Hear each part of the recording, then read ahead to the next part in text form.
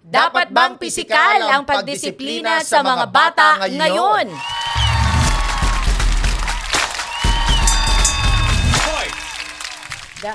Ay, Bato ba topic? What no trigo? bato ba topic?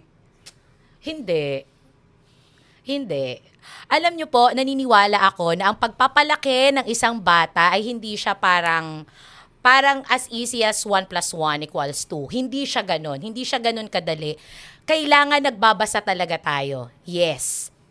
Binubuntis pa lang yung anak natin at habang lumalaki siya, guided tayo ng kung ano ang dapat gawin at kung ano ang gusto nating maging katulad yung anak natin. No, historically speaking, yung mga bata na ngayon nagsisianak na, yung mga mag-aasawa na ngayon, mga batang 90s, tignan mo, karamihan sa kanila ay matitino. Bakit? Nakaranas sila ng pisikal na consequence Dahil sa na ba kanilang yun action. doon? Yes! I don't Tignan mo, think so. because when you instill fear, you also instill authority. At doon ako lumaki. Pero Grabe panlalati ko sa'yo, no? sa totoo lang, inaayos nung, hindi naman kasi sinabing abusuhin. Ang sinabi, yung may palo physical. talaga. Oo, hindi yung nag-violate na yung Nasako anak ka mo. ba? Nasako ka Lahat ng pwede nyo ma-imagine. Isa ako inanod sa Tinali ako sa tabi ng Pampanga River. Hindi, pero kasi, ano yan inaayos niya how a child would think.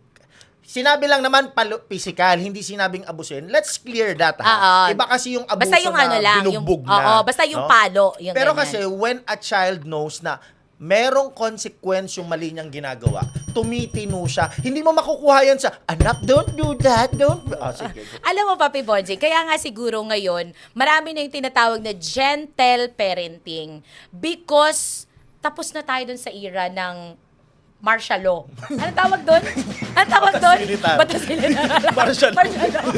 Nadamay pa batas militar. Hindi, seryoso. Di ba batas militar naman yung martial law? yung batas militar dati. Kamay na bakal.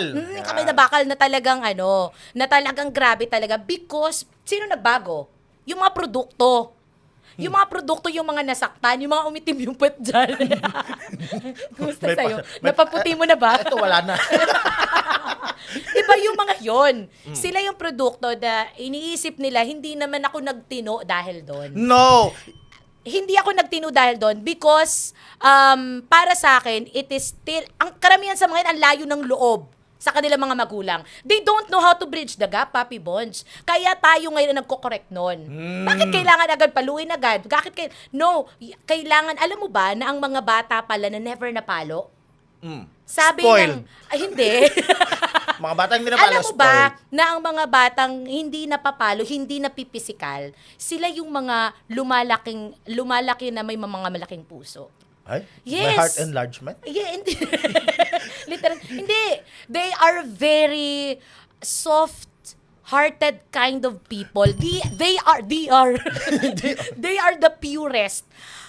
Ang haba-haba ng pasensya nila. Ang haba-haba ng, alam mo yon, yung nila, yung pag-intindi na, pag-unawa nila to humankind. I beg to disagree. Tignan mo, sino ba mga nababalita ngayon? Mga bastos na bata. Yung teacher, sinasagot-sagot, sinisigaw-sigawan. Nung 1990s, subukan mo yan. Alam mo, pwesto Yari mo. ka talaga. Ayun yung sinasabi ko. Yes, we're not saying na hindi natin idadaan sa pananalita. But, kapag nag-fail yung pag-warning mo, idaan mo na dun sa physical consequence. Kasi, pain will teach them na, hindi pala ito. Kaya nga Grabe naman. Kaya nga nauso yung salitang Grabe namang, makuha ka ay, sa nako, tingin. Papi Bonjing, pag anak mo na yon, tsaka ka bumalik sa akin. Pag nahataw mo, sige, balik ka sa akin, anong pakiramdam? Bakit ako? Di ba parehas kayong iiyak? That's for sure. You know, ang pagdidisiplina sa anak, it is not necessarily physical. Pagmamahal yun. I know. Halo ng pagmamahal I yun. know. Alam ko yun. Wala namang magulang na trip lang paluin ng anak. For sure, disiplina yon. But, i-consider natin, alam nyo, yung paglaki ng isang bata, yung sinasabi mong bastos na mga bata, I agree to that, ha? Ang dami ng mga bastos. Oh. But, it is not the sole kasalanan ng mga magulang. We have to understand na ang growth ang individuality ng isang tao ay hindi lang yan because of the family, because of the parents. Hindi. It's also because of the environment. So, dapat tayo mga magulang, tinitingnan din po natin yon kung sinong mga tao, anong klaseng environment that we are exposing our child. At doon dapat mag-ingat din tayo kasi doon po sila posibleng makakuha ng mga words na hindi din natin gusto. No. Dapat sa bahay pa lang, alam na nila kung ano yung mga dapat nilang katakutan at sundin. Huwag mo na sisihin yung environment. Ha? Bakit? Maraming lumaki Be, sa... binamali mo yung libro. Sabi nga libro yun eh. Sabi ba na libro? Oo. Hindi ko nabasa yun. So, mali Sabi na libro yun. Hindi, kasi alam mo, Mami Julia, iba yung nabasa eh. Iba yung realidad. Uy, no, it's true. Ay, saan ba yan? No, it's true. It's true talaga. Kasi lalo na pagdating ng mga teenager, Oh. mas mahaba na ang oras nila sa Oh. labas. Oh. Kaysa sa pagbata pa kasi, kaya dun, very importante, hindi ko po ginigil trip ang mga katulad kong working mom. Pero kapag ikaw ay working mom, katulad ko, that's why mas doble yung trabaho. Na pagpapaintindi at communication yung sa anak natin, yung pakikipag-usap talaga sa kanila, it's very important. Yung mga developing years ng brain nila, ng pagkatao nila, it's very important na doon pa lang ituturo na natin yung tama at mali. Usap lang. 'Di ba? Hindi nahahantong. Hindi Kasi the absence of communication on early years, diyan magkakaroon ng mga ano tawag Ano? dito? Kalokohan ng kanilang mga anak paglaki na magkakagulatan na lang kayo. Kasi yung mga magulang, hindi nila tinuturo. Bakit hindi nila tinuturo? Ang sasabihin nila, hindi naman nila pa yun naiintindihan.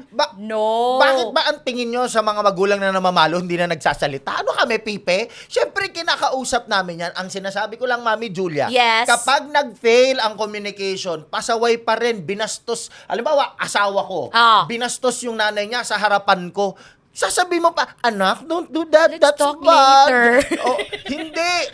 Right in front of the child. Uy, wag mong gagawin yun daw. You will correct kung ano man yung kabastusan na yun. Sa pamamagitan ng physical? Oo! Hindi. Yakapin mo sa leeg. Yung tingin mo sa akin. Debate to eh.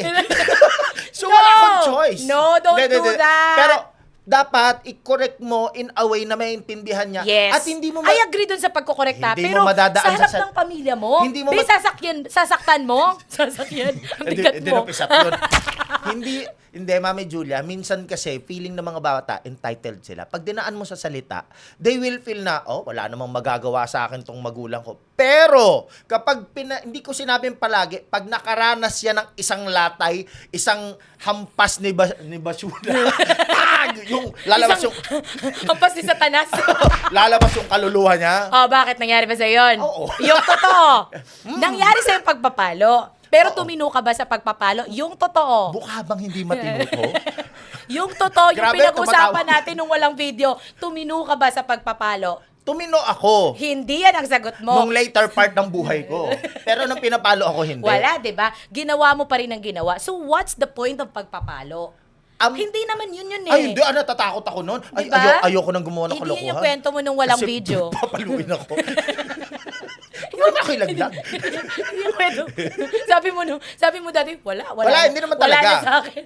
Hindi, pero may fear ka. Ayun ang Oo. gusto ko lang i-instill na dapat sa mga kabataan ngayon, kapag sobrang bastos na, sobrang hindi mo na madaan sa pakiusap, dinasal mo na sa lahat ng pwede mong pagdasalan, hindi pa rin tumino.